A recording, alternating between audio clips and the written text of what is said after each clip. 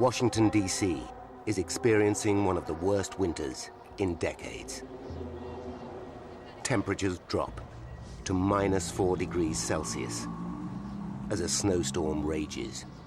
Washington National Airport is just 5 kilometers south of Capitol Hill on the banks of the Potomac River. It's a major hub for flights from across the USA and Canada. On a normal day, more than 400 aircraft land here.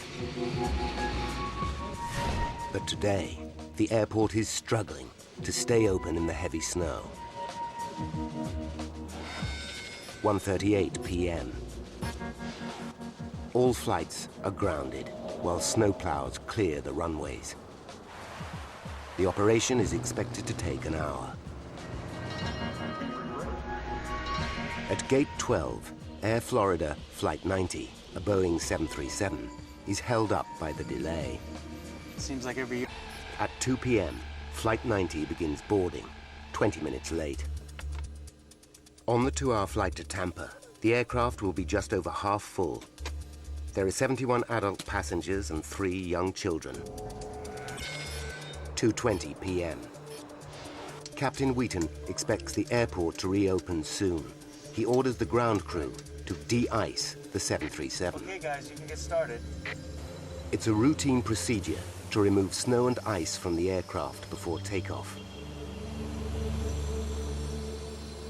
But a string of further delays keeps Flight 90 at Gate 12 for another hour. Clearing the runways takes longer than expected. And then there's a backlog of flights. There's nothing anyone on board can do but wait. Outside, the snowstorm continues.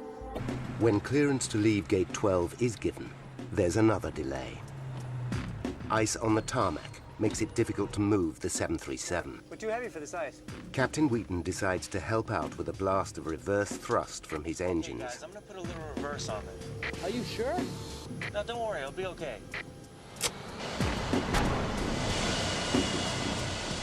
3:35 p.m. Flight 90 eventually begins taxiing to the runway 1 hour and 20 minutes behind schedule. Flight 90 then falls in behind other aircraft queuing for takeoff. Seatbelts are released as shown. Both pilots can see snow on their wings. Pettit is concerned. You know, it's been a while since we've been de-iced. 3:59 p.m. Flight 90 is cleared for takeoff.